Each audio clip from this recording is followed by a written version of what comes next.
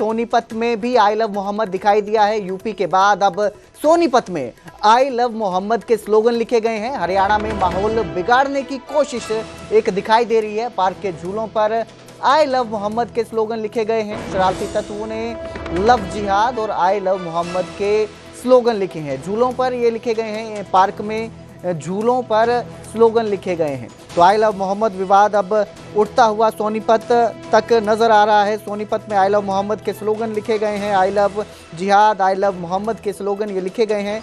मुलथल road पर स्थित Shri Ram park के झूलों पर स्लोगन लिखे गए हैं, जिसके बाद स्थानीय लोगों ने पुलिस में इसकी शिकायत दी है।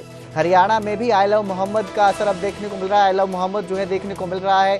इस खबर पर जो है स्थानीय लोगों ने जो है इसकी जानकारी पुलिस को दी है। झूलों पर जो है ये स्लोगन लिखे गए हैं। इस खबर पर ज़्यादा जानकारी के लिए मेरे सहयोगी नितिन अंतिल हमारे साथ जुड़े हैं। जी नितिन, ये जो स्लोगन लिखे गए हैं झूलों पर आई लव मोहम्मद सोनीपत में भी अब देखने को मिल रहा है, क्या लोगों की प्रतिक्रिया है और क्या इसको लेकर एक्शन लेने की बात हो रही है? पुलिस इस पर क्या कह रही है?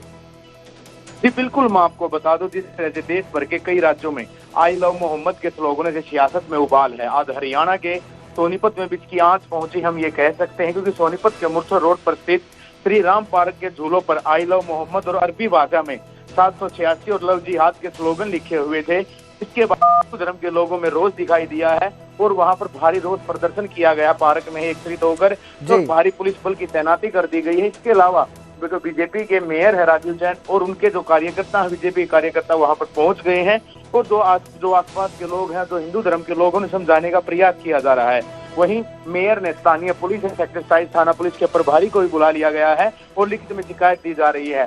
जो अंदेशा वो शरारती तत्वों द्वारा लगाया जा रहा है कि उनके द्वारा लिखे गए हैं, लेकिन कहीं ना कहीं इस तरह की आग, हम ये कहें कि सोनीपत में आंच पहुंची है और पूरे देश में बवाल उठा हुआ है। और कहीं ना कहीं जो हिंदू धर्म के लोगों का ये कहना है कि सोनीपत में आखिरकार जो दावे होते हैं कि कोई प्रकार का कोई भी जो अप्रिय घटना नहीं होगी, लेकिन इतनी बड़ी घटना की पार्क के अंदर जहां पर लोग सुबह घूमने आते हैं, इस तरह के स्लोगन लिखना बहुत गलत है। और दोषी जिसने भी लिखा उसके खिलाफ सख्त से सख्त कार्रवाई की मांग की गई है।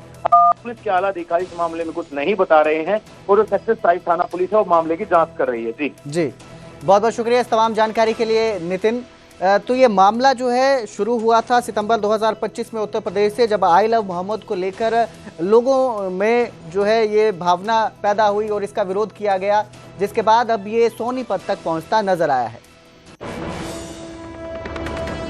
पार्क जो है जो सेक्टर 14 में स्थित है, उसमें कुछ जो है शरारती तत्वों ने झूलों पर जो है आई लव मोहम्मद और इस तरह के जो है स्लोगन लिखे हैं, जो केवल और केवल जो है उनका धार्मिक उन्माद बढ़ाने के लिए या फिर जो है किसी कुत्सित मानसिकता के साथ जो है उन्होंने ये काम किया है। और आज यहाँ पर जो है पुलिस को सूचना दी गई है, मुझे भी सूचना मिली थी, मौके पर पहुंचा हूँ और शरारती तत्वों के खिलाफ जो है सख्त कार्रवाई के निर्देश दिए। तो वहीं मुख्यमंत्री नायब सिंह सैनी ने बाढ़ पीड़ितों को बड़ी राहत दी है। 2386 प्रभावित लोगों को मुआवजा राशि जारी कर दी गई है। कुल 4 करोड़ 72 लाख से अधिक राशि वितरित की गई है, खातों में डाली गई है। मुख्यमंत्री नायब सिंह सैनी ने खुद इसकी जानकारी दी और बताया कि 2371 मकानों पर जो नुकसान हुआ है उनका भी मुआवजा दिया गया है। इसके साथ 13 पशुओं की हानि पर भी मुआवजा इसमें शामिल है। सीएम सैनी ने कहा कि दिवाली से पहले किसानों को भी मुआवजा भेज दिया जाएगा। किसानों के नुकसान का सत्यापन कार्य किया जा रहा है, जारी है सत्यापन कार्य। सत्यापन के बाद राहत राशि तुरंत उनके खाते में डाल दी जाएगी। इसके साथ ही सीएम सैनी ने किसानों को एक और राहत दी है। ट्यूबवेल बिजली बिल का भुगतान वो देरी से कर सकेंगे। अब सीएम सैनी ने बताया कि ट्यूबवेल बिजली बिल का जो भुगतान है वो दिसंबर 2025 तक स्थगित कर दिया गया है। ट्यूबवेल बिजली का भुगतान अब किसान जो है वो देरी से कर पाएंगे। किसानों को ऋण बोझ से भी राहत देने की कोशिश की जा रही है। तो मुख्यमंत्री नायब सिंह सैनी ने बाढ़ पीड़ितों को ये राहत दी है।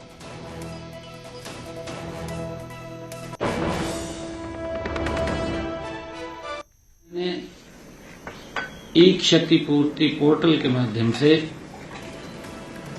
जो भारी वर्षा के कारण घरों, घरेलू सामान और पशुओं की हानि हुई है, उसके लिए 2386 जो लोग इफेक्ट हुए हैं उनको मुआवजा के तौर पर 4,72,06,000 रुपए की राशि आज उनके खातों में पहुंचाई गई है। इनमें से 2,371 मकानों के नुकसान के लिए 4,67,75,000 रुपए, 13 पशुओं की हानि के लिए 4,21,000 रुपए, 2 घरों में सामान खराब होने पर उनको आर्थिक सहायता में शामिल किया गया है। सत्यापन का काम जारी है, उसको वेरीफाई करके जिस क्षेत्र में पानी भर गया है वहां खराब फसलों के प्रति हमने प्रति एकड़ 15,000 रुपए तक मुआवजा उनको दिया जाएगा। वेरीफाई करके इसके तुरंत बाद दीपावली से पहले उन तक जो प्रभावित हमारा किसान है उनके खाते में भी फसल खराबे की मुआवजा राशि पहुंचा दी जाएगी। ट्यूबवेल के बिजली बिलों का हमने फैसला किया है कि किसानों की परेशानियों को ध्यान में रखते हुए आज ट्यूबवेल कनेक्शनों के बिजली बिलों का भुगतान दिसंबर 2025 तक स्थगित करने की घोषणा करता हूं।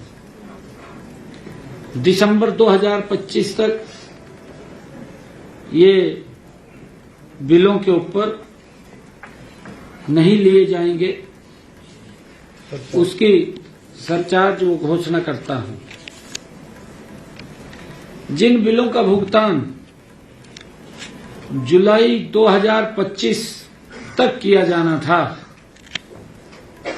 वे अब जनवरी 2026 से किसी भी अतिरिक्त शुल्क के बिना देय होंगे।